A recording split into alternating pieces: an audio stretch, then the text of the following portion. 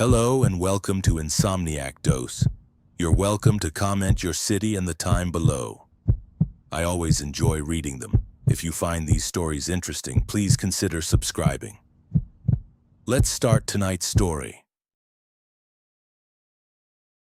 I'd driven Monarch Pass 100 times before I ever worked it. My old man used to haul stranded vehicles off this same stretch of Route 9 every winter. And I'd ride shotgun on slow nights, watching him chain up semis in whiteout conditions without ever looking nervous. He used to say the mountain didn't care about your story, just whether you respected the cold. I thought I understood what that meant. When I pulled into the rest stop that first afternoon in early December, the sun was still out, turning the snowbanks into fields of crushed diamonds. The building looked exactly like every other state-run facility. Pale brick, flat roof, those narrow vertical windows that made it feel like a school nurse's office. A fuel island sat off to the side for maintenance vehicles, and beyond that, a chain-link fence surrounded the salt shed. Everything smelled like diesel and pine sap. I was there because I'd lied on my application, not about my ability to handle winter. I could do that in my sleep, but about why I needed the job. Back in Boulder, I had a court date I was avoiding, a landlord who'd started leaving certified letters, and an ex-business partner who'd hired someone to discuss payment options in a parking garage. The seasonal maintenance contract at Monarch Rest Stop paid cash equivalent through a state voucher system, reported under a department code that didn't show up on standard background checks, and required living on site in a small apartment attached to the office. It was perfect for disappearing. Ms. Rourke met me in the lobby, a woman in her 50s with the kind of severe ponytail that suggested she'd been a high school gym teacher in another life. She handed me a blue 3-ring binder with laminated pages. "Winter Operations Guide," she said. "Everything you need is in here. Shifts are 8 p.m. to 6 a.m. You'll log visitors, keep the building warm, and monitor weather reports. If visibility drops below a quarter mile, you lock the doors and post the closure sign." Simple. I flipped through it. Thermostat settings, radio codes, vending machine restocking schedules. It read like an OSHA manual written by someone who'd never seen snow. "That's it?" I asked. "That's it?" She smiled in a way that didn't reach her eyes. "You're not here to save anyone, Mr. Hart. You're here to keep the lights on."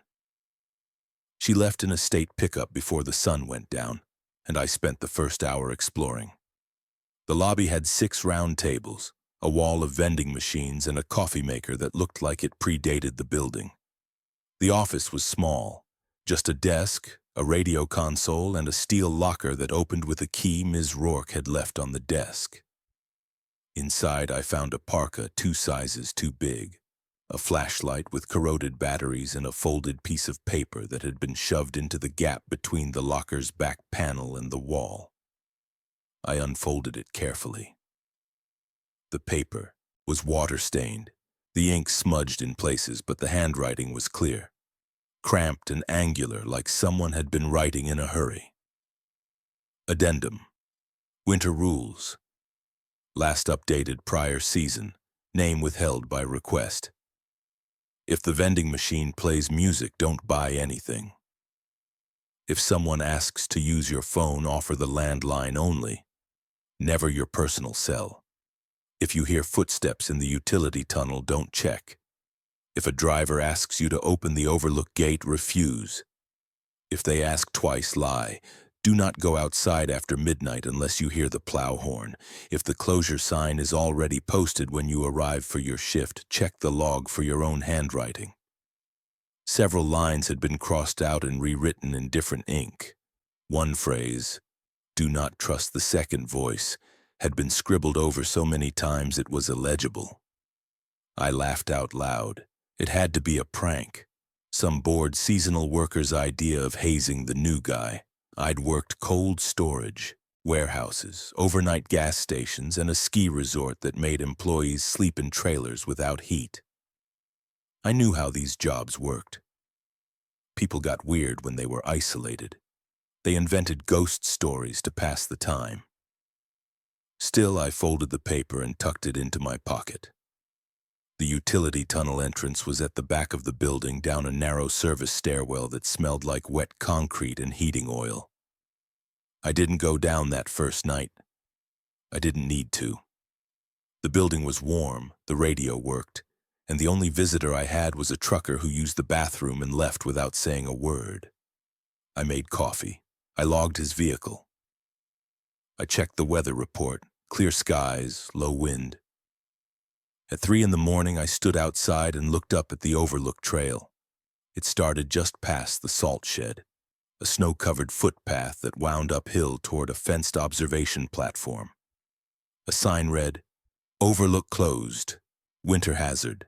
The gate was chained shut, but the chain was loose enough that someone could slip through if they wanted. I wondered why anyone would bother. The stars were sharp and cold above me. The mountain was silent except for the wind moving through the pines. It was the kind of silence my father used to love, so deep it made your ears ring. I went back inside, locked the door, and slept in the office chair until dawn. When Ms. Rourke's replacement, a day shift guy named Carl, arrived at 6, he looked at me like I'd accomplished something. "You made it through one," he said. "Was I not supposed to?" He didn't answer. He just took the logbook and started his own shift.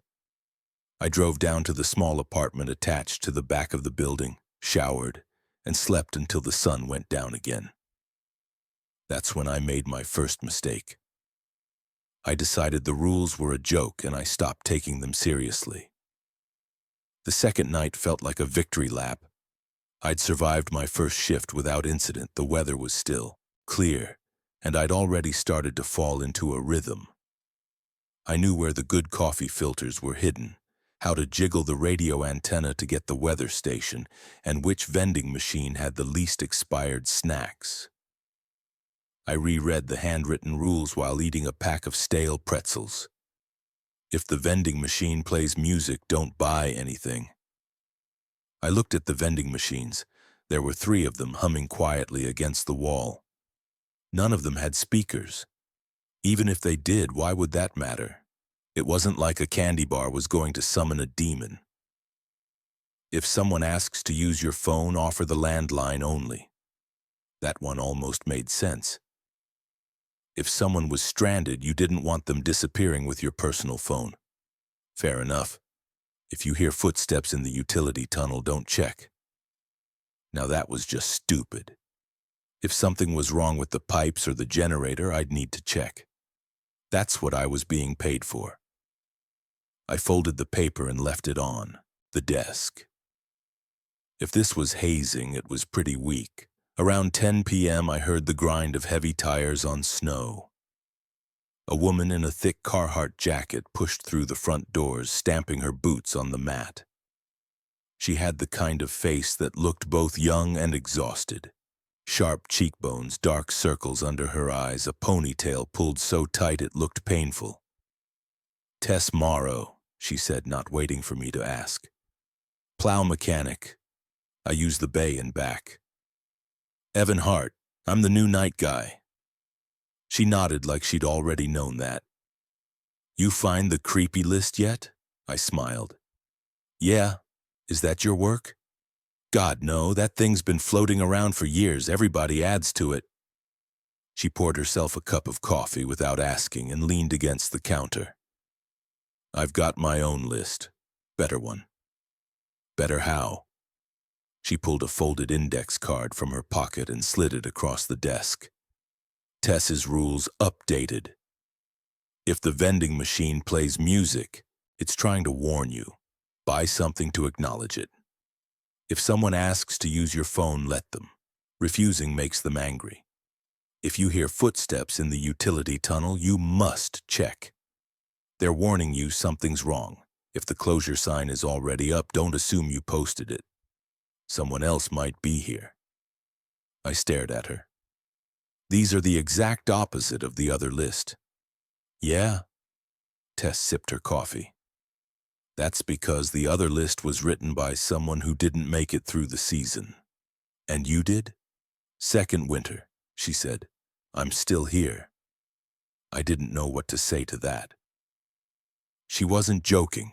She wasn't trying to scare me. She was stating it like a fact, the way you'd tell someone the building had no cell service or the bathroom door stuck in humid weather.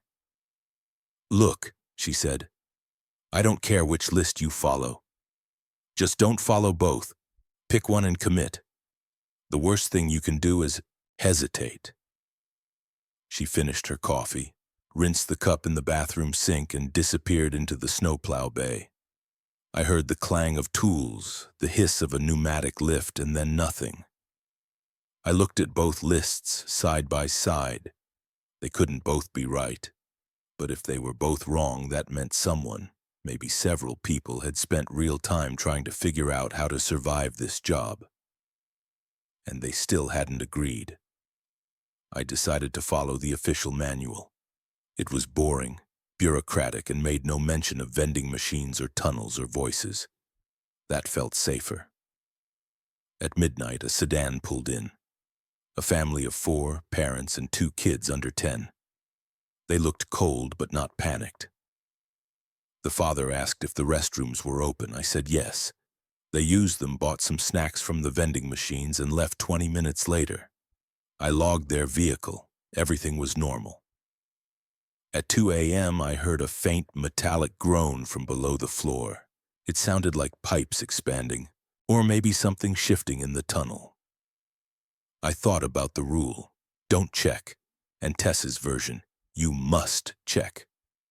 I didn't check. Nothing happened. At 4 a.m., I went outside to scrape frost off the fuel island's card reader. The overlook gate was still chained. The snow was smooth and undisturbed. The sky was starting to lighten in the east, turning from black to deep blue. I felt good, confident. I'd worked 2 nights and nothing had tried to kill me. When Carl showed up at 6, I was almost disappointed. Quiet night, he asked. Dead quiet. He looked at me for a long moment, then nodded. Good. Let's hope it stays that way. I wanted to ask him about the lists, about Tess, about what making it through the season actually meant. But I didn't. I told myself it didn't matter. I went back to the apartment, made eggs, and fell asleep with the TV on. That was the last normal night I had. The storm hit on my 5th night. Not a blizzard, just a heavy, wet snow that turned the pass into a tunnel of white static. Visibility dropped to maybe 50 feet, and the wind howled against the building like something trying to get in. I posted the closure sign at 9 p.m., locked the front doors, and settled in with a thermos of coffee and a paperback I'd found in the apartment. At 11:30, the vending machine started playing music. It wasn't loud, just a faint, tinny melody, simple and repetitive, like a music box winding down. I looked up from my book and stared at the machines. The sound was coming from the middle one, the one that sold chips and candy bars. I walked over slowly. The machine's display was dark, no lights, no error codes, but the melody kept playing, soft and nostalgic, like something I'd heard a long time ago but couldn't quite place. I thought about the rule. If the vending machine plays music, don't buy anything. I thought about Tess's version. Buy something to acknowledge it.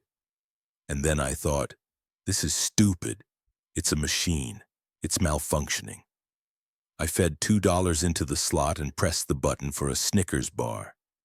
The machine went silent immediately. The candy bar dropped into the tray with a soft thud. I picked it up, unwrapped it, and took a bite. It tasted normal. Maybe a little stale, but that was expected. I finished it, threw the wrapper in the trash, and went back to my book. Nothing happened. No flickering lights, no sudden cold, no shadowy figure stepping out of the bathroom. I felt a weird sense of triumph. The rules weren't real. I'd just proven it. It wasn't until an hour later, when I was throwing the trash away, that I noticed the wrapper at the bottom of the bin. I pulled it out. The Snickers logo was gone. In its place was just blank, waxy brown paper. No barcode, no nutrition label, no fine print. Just a smooth, unmarked surface with a faint gray stain in the center, roughly the size and shape of a thumbprint. I turned the wrapper over. Nothing. I checked the vending machine. The Snickers bars behind the glass all had normal packaging. I told myself it was a misprint, a factory error. I threw the wrapper away again and didn't think about it. But that night I dreamed about my father. We were driving up the pass in his tow truck, the same one he'd driven when I was a kid. He was humming something, a simple, repetitive tune that I couldn't quite recognize. The windshield wipers were going, but the snow wasn't melting. It just kept piling up, thick and wet, until I couldn't see the road anymore. "Pull over," I said. He didn't answer. He just kept driving, kept humming. "Dad, pull over." He turned to look at me and his face was wrong. Not monstrous, not rotting, just flat like a photograph printed on skin. "You invited me," he said. I woke up in the office chair, sweating despite the cold. The lobby was empty. The vending machines were silent. The storm had passed, and the parking lot outside was smooth and white under the security lights. I checked the log. I'd written 3 entries I didn't remember writing. 11:47 p.m. Visitor arrived, no vehicle visible. 12:03 a.m. Visitor requested access to overlook, denied. 12:15 a.m. Visitor left through front door, did not see face, my handwriting, my pen. I looked at the front doors. They were still locked from the inside. I went outside and checked the snow. There were no footprints leading away from the building, none at all. Just mine, from earlier, already half filled with fresh snow. I went back inside, locked the door, and sat at the desk until Carl arrived. He looked at the logbook and frowned. "You okay?" he asked. "Yeah," I lied. "Quiet night." He didn't look convinced. 2 nights later, I arrived for my shift and found the closure sign already posted. I stood in the parking lot staring at it. The sign was metal, mounted on a hinged post that you had to manually swing into place across the entrance. It was heavy. You couldn't do it by accident. I hadn't posted it. I checked the office. The logbook was open on the desk, and there was a new entry at the top of the page.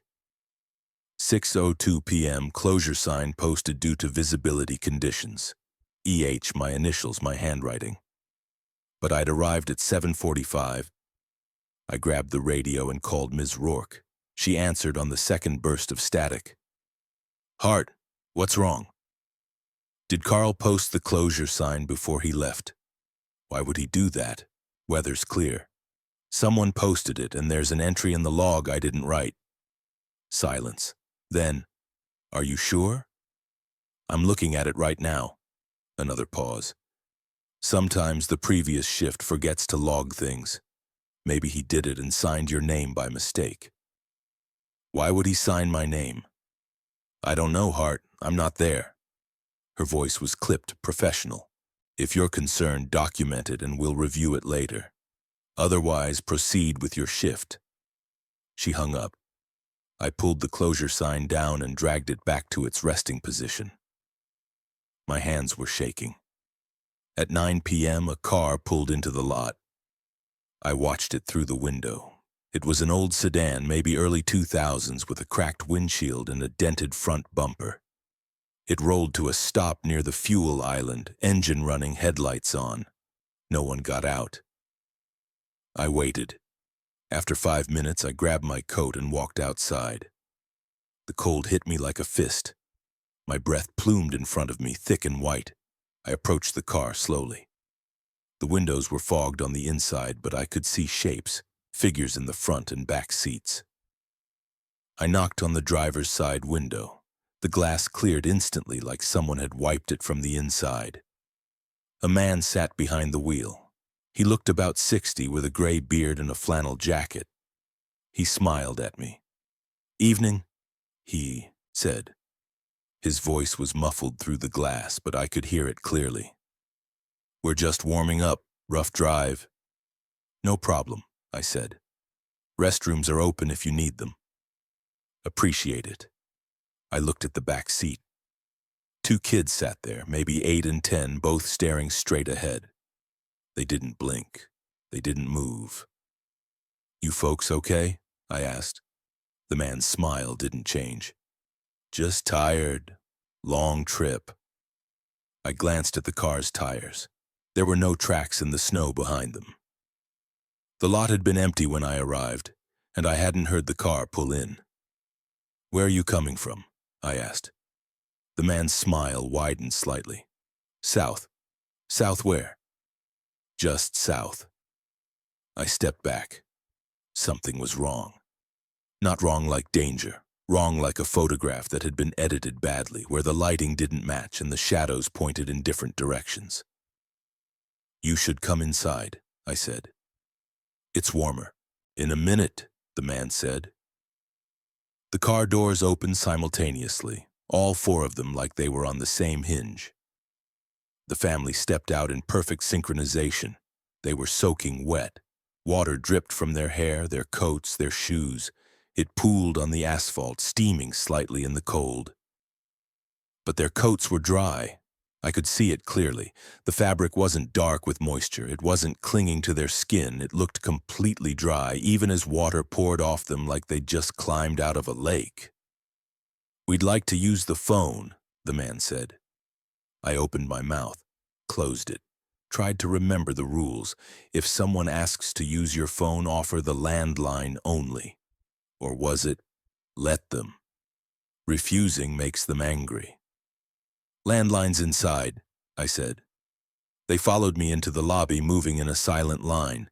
I unlocked the door and held it open, and they filed past me one by one. Their footsteps didn't make a sound. I pointed to the desk. Phone's over there. The man walked to the desk and picked up the receiver. He didn't dial. He just held it to his ear and stood there, staring at the wall. The 2 kids walked to the vending machines. The woman, I realized I hadn't looked at her face yet, walked to the window and stared out at the parking lot. I stayed near the door, my hand on the knob. The vending machine started playing music, the same melody, soft, repetitive, nostalgic. The kids turned to look at me in perfect unison. Do you have quarters? The girl asked. Her voice was mine, not similar, identical. The exact pitch, the exact cadence. I stumbled backward and hit the door. The man hung up the phone and turned around. His face was still smiling, but now I could see the details I'd missed before. His eyes were too wide, his teeth were too straight. His expression didn't move when he spoke. Thank you for your help, he said. We'd like to access the overlook now. It's closed, I said. We'd like to access it anyway. I can't open it. You can. I shook my head. My heart was hammering so hard I thought I might pass out. The man took a step forward. Water dripped from his sleeve and hissed when it hit the floor. We've been waiting, he said. You invited us. I didn't. You did. The woman turned from the window. I still couldn't see her face. It was like my eyes slid off her every time I tried to focus. The second time is a lie, she said. And then they were gone. Not walking away, not disappearing in a flash of light, just gone like a video that had skipped forward. The lobby was empty. I checked the parking lot. The car was gone. There were no tire tracks, no footprints, no water pooled on the floor. I ran to the desk and opened the logbook. A new entry in my handwriting, 9:17 p.m., family of 4. Requested overlook access. Approved. E.H. I hadn't written it. I grabbed the radio. Ms. Rourke answered immediately like she'd been waiting. What's happening here? I said. My voice was shaking. What the fuck is happening? There was a long pause. Read the rest of the binder, Hart, she said quietly. Page 47. She hung up. I grabbed the blue binder and flipped to page 47. It was blank. No, not blank. There was text, but it was so faint I had to hold it up to the light to read it. Incident Suppression Protocol Winter Overlap Event. And below that, in smaller print, the state does not acknowledge the presence of non-standard visitors. Staff are instructed to log all interactions as routine and proceed with normal operations. Rotation is mandatory. Duration of assignment should not exceed 90 days. I read it 3 times. Then I locked myself in the office and didn't move until Carl arrived. I didn't sleep that day. I sat in the apartment with the lights on and the door locked, reading every page of the Winter Operations Guide. Most of it was exactly what Ms. Rourke had described: thermostat settings, emergency contacts, restocking procedures. But starting around page 30, the language started to change. The sentences became shorter, more directive, less explanatory. Page 34. If a visitor remains in the lobby for more than 2 hours without speaking, do not engage. Document time of departure only. Page 39. In the event of simultaneous arrivals, prioritize logging vehicles with visible license plates. Page 42. Staff are not required to verify visitor identities. Visual confirmation is sufficient. And then page 47, the one Ms. Rourke had told me to read. The text was faint, almost hidden, like it had been printed with a dying ink cartridge. I turned to the back of the binder. There were several pockets sewn into the inside cover, the kind meant for storing loose documents. I opened the first one. Inside was a stack of inside. A closure: do not unlock the doors.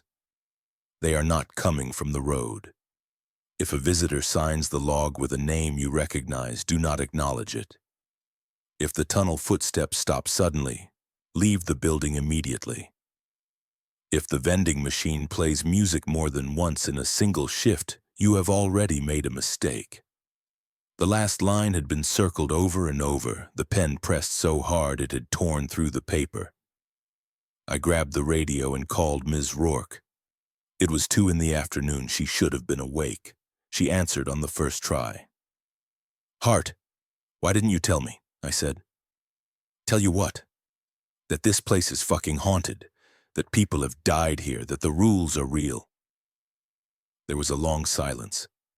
I could hear her breathing. "No one's died," she said finally.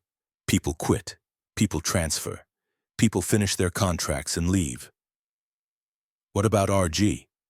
The person who wrote this list?" "I don't know who that is." "Bullshit." Her voice hardened. "Listen to me, Hart. You signed a contract. You agreed to work nights at a remote location.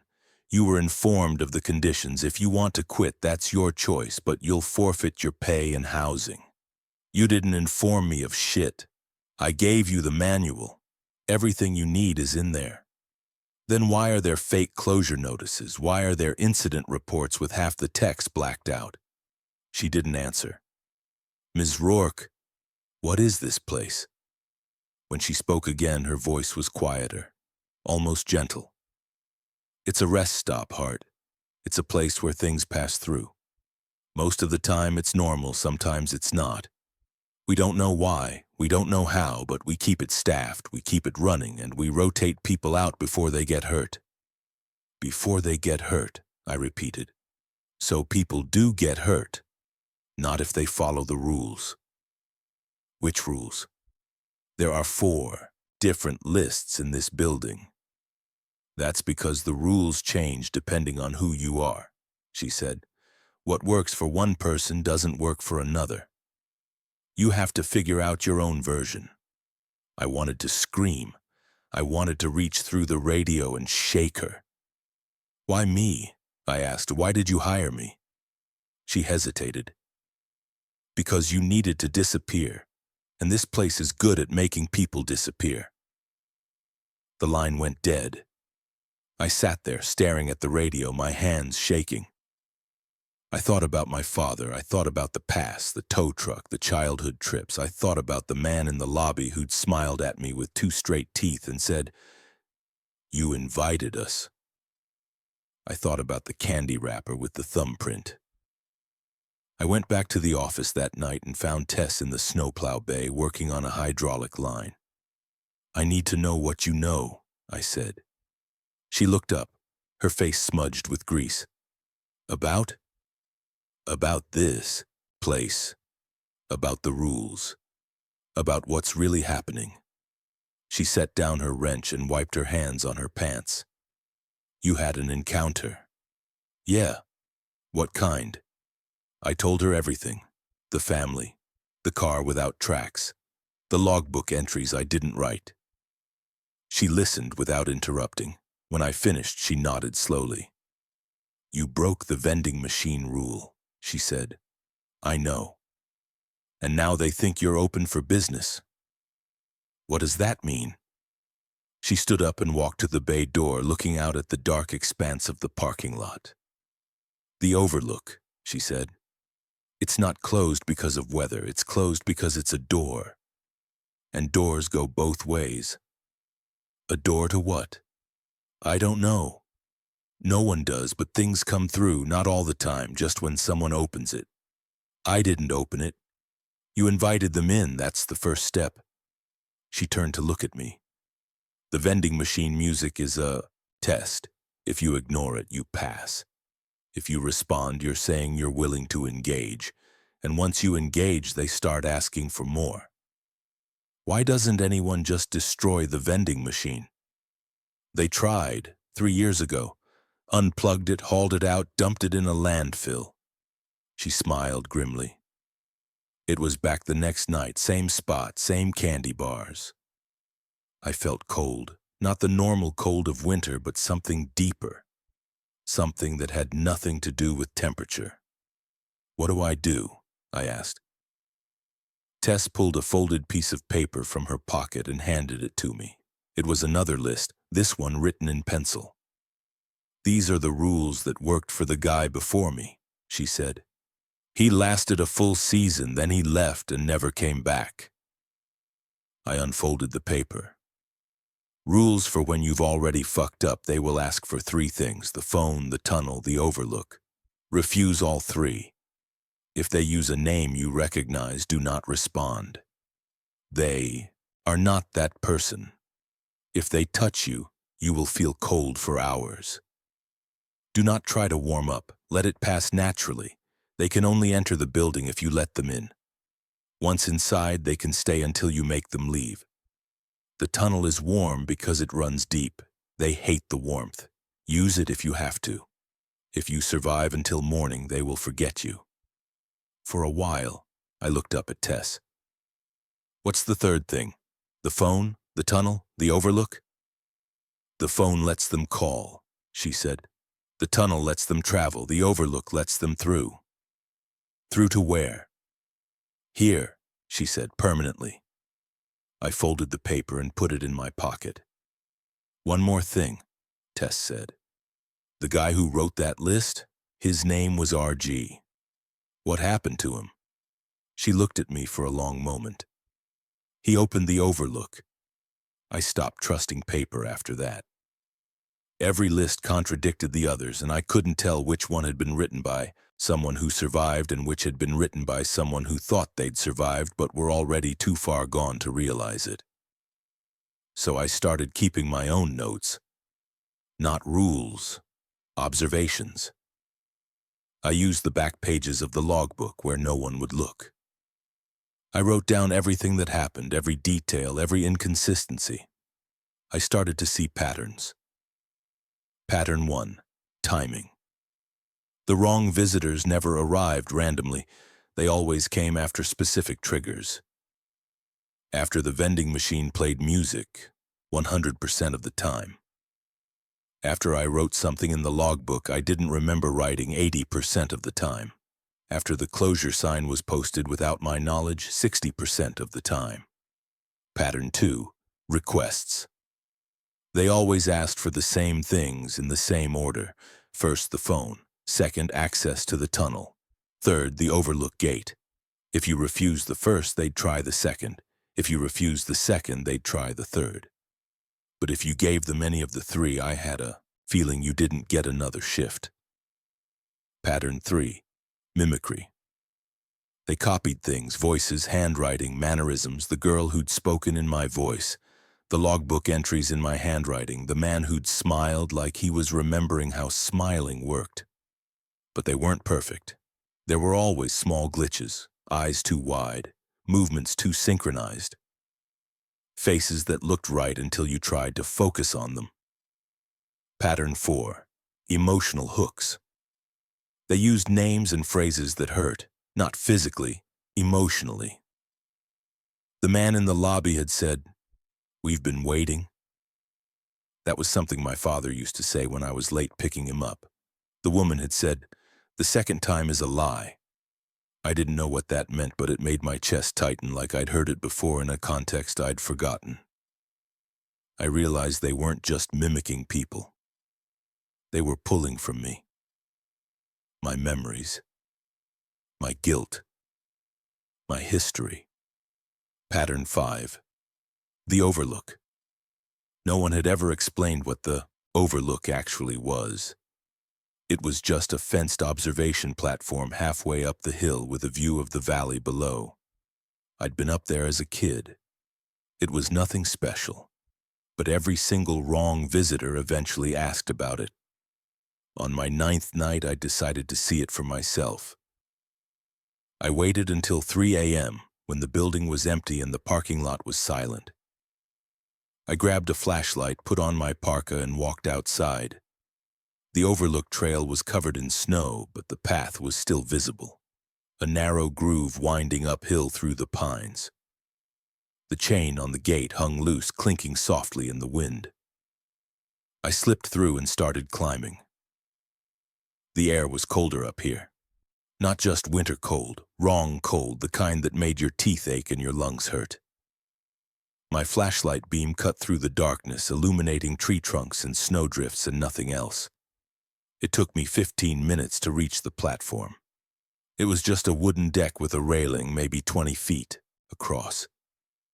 The view should have been spectacular. Miles of valley, the lights of distant towns, the curve of the highway below, but I couldn't see any of that. The air beyond the railing was black. Not dark, black, like someone had hung a curtain made of void. My flashlight beam didn't penetrate it. It just stopped, swallowed whole. I stepped closer to the railing. The black shifted, not like fabric moving, like something massive and slow turning its attention toward me. I heard a sound, low, resonant, almost below the range of hearing. It vibrated in my chest, in my teeth, in the bones of my skull. And then I heard my father's voice. "Evan," not from behind me, from the black. "Evan, I'm cold." I gripped the railing. My knuckles went white. "You're not real," I said. "I'm cold, kiddo. Open the gate." I closed my eyes. "You're not my father. I've been waiting. You said you'd come back." I had said that. Years ago, the last time I'd seen him alive. He'd been in the hospital, dying of pneumonia, and I'd promised I'd visit the next day, but I'd been busy. I'd had a meeting. I told myself I'd go the day after. He died that night. "You're not him," I said again, but my voice cracked. The black rippled. For just a moment I saw a shape, a silhouette of a man standing just beyond the railing, hands in his pockets, shoulders hunched against the cold, exactly how my father used to stand. "Let me in," he said. "I just want to be warm." I opened my eyes and stepped back from the railing. "If you were really him," I said quietly, "you'd know I can't." The shape paused. "And if you knew me," I continued, "you'd know I'm a coward. I'm the guy who didn't visit. I'm the guy who ran. I'm the guy who lies on job applications and hides in the mountains because he's too scared to face his own life." The black didn't respond. "So whatever you are," I said, "you're wasting your time. I'm not worth it." I turned and walked back down the trail. Behind me I heard the sound again, low and resonant and patient. It wasn't angry, it was waiting. When I got back to the rest stop, I added a new observation to my notes. Pattern 6. Personal history makes you vulnerable. They don't just copy you, they know what hurts. And below that, I wrote my first rule. If someone uses a name that makes your chest hurt, don't answer them. I underlined it twice. The worst storm of the season hit on my 14th night. The Weather Service called it a whiteout event. Winds gusting over 60 miles an hour, visibility near zero, temperatures dropping to 15 below. I posted the closure sign at 8 p.m. and locked the doors. By 9, the world outside was a wall of white noise. At 10, the power went out. The lobby lights died. The vending machines went silent. The hum of the heating system cut off, leaving only the howl of wind and the creak of the building settling. I grabbed my flashlight and checked the breaker panel. Nothing was tripped. I tried the radio, dead static. I tried my cell phone. No signal. I was alone in the dark in a building that was getting colder by the minute. I knew what I had to do. The backup generator was in the utility tunnel, 30 feet below the building. There was a manual restart switch down there. I stood at the top of the service stairwell, shining my flashlight down into the darkness. If you hear footsteps in the utility tunnel, don't check. But Tess's rule said the opposite. You must check. They're warning you. And the rule I'd written said, personal history makes you vulnerable. I started down the stairs. The tunnel was narrow, barely wide enough for one person, with exposed pipes running along the ceiling and walls.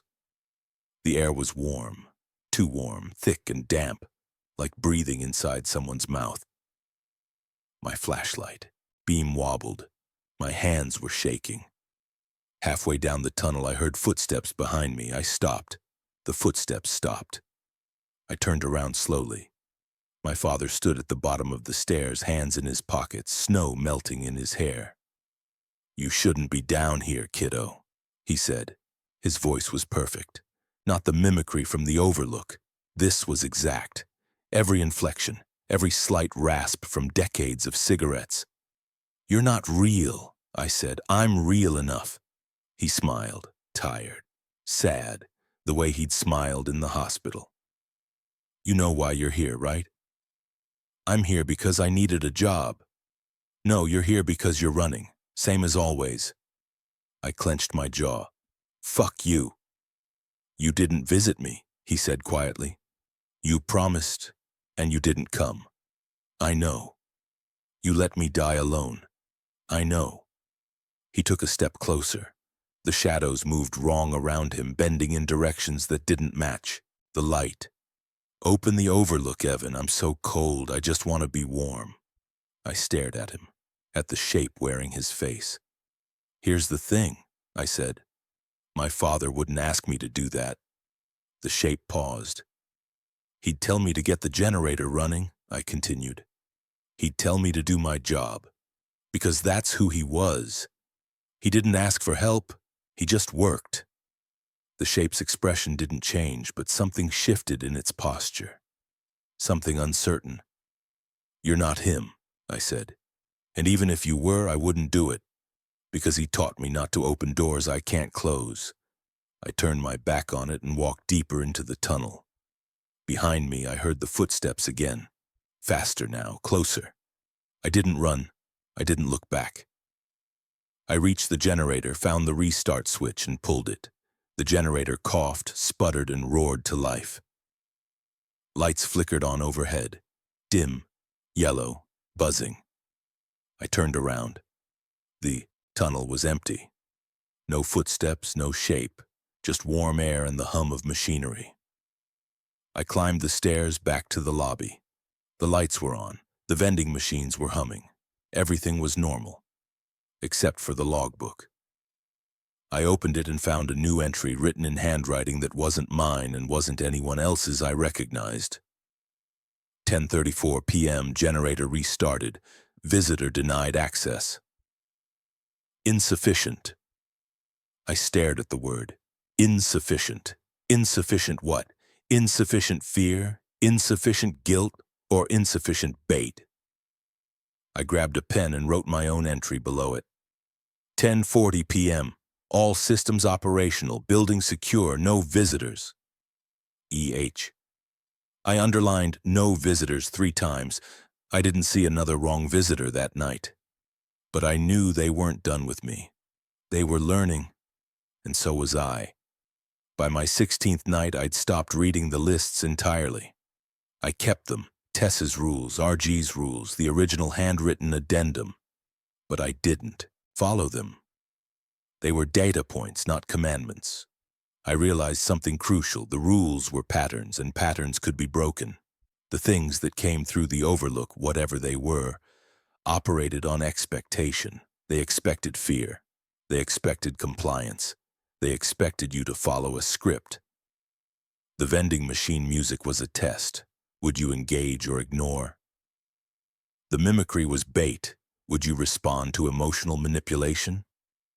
The 3 requests, phone, tunnel, overlook, were a progression, each one testing how far you'd go. But what if you didn't play? That night, I did something no one had told me to do. I unplugged the vending machine, not permanently, just for the shift. I walked over, found the power cord, and yanked it out of the wall. The machine went dark and silent. Then I took the closure sign and brought it inside the building. I propped it against the wall behind the desk where I could see it. If it was going to appear on its own, I wanted to know when. At midnight, I heard a car pull into the lot. I looked out the window. It was the same sedan from before. Cracked windshield, dented bumper, no tracks in the snow. The family stepped out. Same synchronized movements. Same wet clothes and dry fabric. They walked to the front door. I didn't unlock it. The man knocked, polite, patient. I stayed at the desk watching. He knocked again. I picked up the radio and spoke into it, even though no one was on the other end. Yeah, I see them. No, I'm not opening the door. Building's closed. The man pressed his face against the glass. His breath didn't fog it. We'd like to come inside, he said. His voice was muffled but clear. Can't help you, I said. Closed for weather. The weather is clear. Not according to my report. The woman stepped forward. I still couldn't see her face. She raised one hand and pressed it against the glass. The glass cracked, not shattered, just a single hairline fracture spreading slowly from where her palm touched. You invited us, she said. No, I said. I made a mistake and I'm correcting it. The 2 kids moved to the vending machines and stared at them through the glass. The machines were dark. The girl turned to look at me. Why is it off? She asked in my voice. Because I turned it off. Turn it back on. No. The family stood there, silent, staring at me through the glass. And then the man smiled. You're learning, he said. They walked back to the car, got in and drove away, still leaving no tracks. I sat at the desk, my heart pounding, my hands shaking. I'd refused them entry, they'd left, it had worked. But I wasn't stupid, I knew it wasn't over. At 2 a.m. I heard footsteps in the tunnel. I grabbed my flashlight and went to the stairwell. I stood at the top and listened. The footsteps were slow, deliberate, coming closer. I didn't go down. Instead, I grabbed the space heater from the office, carried it to the top of the stairs and turned it on full blast. Hot air poured down into the tunnel. The footsteps stopped. Then, after a long pause, they retreated. Tess had been right about one thing. They hated the warmth.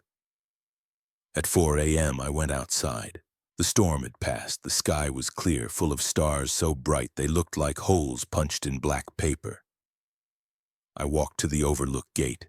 The chain was still in place, but the gate was open just an inch, like someone had tried to push it and stopped. I closed it. I wrapped the chain tighter and secured it with a padlock I'd found in the maintenance shed. Then I stood there, staring up at the trail. I'm not opening it, I said out loud. "I don't care what you sound like. I don't care what you promise. I'm not letting you through." The black beyond the platform didn't respond, but I felt it listening. When I got back to the rest stop, I wrote a new entry in the logbook. 4:23 a.m. Overlook gate secured, no visitors. Building status normal. EH. And below that, I added one more line. They're not ghosts, they're not demons, they're something that wants in, and the only thing stopping them is me saying no. At 6 a.m., Carl arrived. He looked at me, then at the unplugged vending machine, then at the closure sign propped against the wall. "Rough night?" he asked. "Not really," I said. He didn't believe me, but he didn't push. I went back to the apartment and slept for 10 hours straight. When I woke up, I found a note slipped under my door. It was from Tess. "You're doing better than most. Don't get cocky." Tian, I folded it and put it in my pocket. I finished my contract on February 28th, 90 days exactly as specified. Ms. Rourke arrived in person to process my paperwork and hand me my final voucher payment. "You made it," she said. "Yeah." Not many do. I didn't answer. I just signed the forms and packed my things. Before I left, I went to the office one last time. I opened the steel locker and pulled out the original handwritten rules, the ones I'd found on my first night. I turned them over and wrote on the back. Rules that actually worked. EH, Winter 2026. The rest stop is not a shelter. It's a filter. You are the membrane. Your job is to let the right things through and keep the wrong things out. If the vending machine plays music, you've already been noticed. Unplug it if you have to. They can't test you if the test is offline. Do not trust comfort that arrives on schedule. If something feels like a memory, it's bait. If someone sounds like someone you miss, it is not kindness. It's reconnaissance. They are learning how to hurt you. Refuse all 3 requests: phone, tunnel, overlook. If you give them one, they'll take all 3. They can only enter if you let them in. They can only stay if you let them stay. The doors, the gates, the tunnels, they're all just metaphors. The real boundary is you. If you need to survive, you will have to lie. You will have to refuse people who sound like they're in danger. Decide now what that makes you, because once you're in the moment, it's too late to choose. I folded the paper and left it in the locker. Then I walked out to my car, threw my bag in the back, and started driving down the pass. I made it about 5 miles before I saw the sign. Rest stop, 2 miles. An arrow pointed back the way I'd come. I slowed down, checked my odometer. I'd definitely been driving away from the rest stop, not toward it. I kept going, another mile, another sign. Rest stop, 1 mile. The arrow still pointed behind me. I pulled over and got out of the car. The air was cold and still. The pass stretched out in both directions, empty highway, snow-covered trees, no other vehicles. I looked back up the mountain. I couldn't see the rest stop from here, but I could see the overlook platform just barely visible through the trees, and for just a moment I thought I saw a figure standing at the railing, hands in pockets, shoulders hunched. I got back in the car and kept driving. The sign stopped after another mile. When I reached the valley, I pulled into a gas station and checked my phone. I had 3 missed calls from Ms. Rourke. No voicemails. I didn't call her back. Instead, I filled up my tank, bought a coffee, and got back on the road. I drove south for 2 days before I stopped checking my rearview mirror. But even now, months later, living in a different state, working a different job, I still think about it.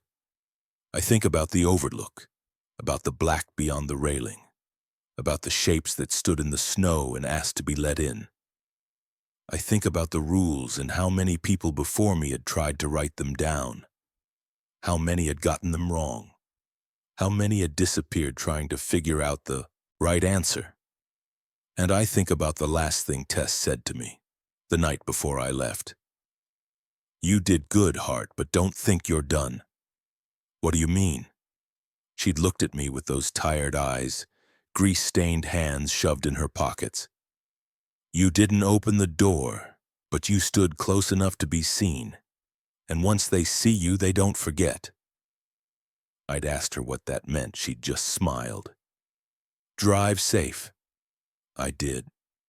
But sometimes, late at night, I hear my phone buzz with a call from a number I don't recognize. And when I let it go to voicemail, I hear the sound of wind, of something patient and cold, waiting on the other end of a line I'll never answer. And sometimes when I'm driving at night and I see a rest stop sign, I feel the urge to pull over, to go inside, to check the vending machines, but I don't, because I know what's waiting. And I know that the only reason I survived was because I learned one simple truth. Some doors are supposed to stay closed, not because of what's behind them, but because of what we become when we open them.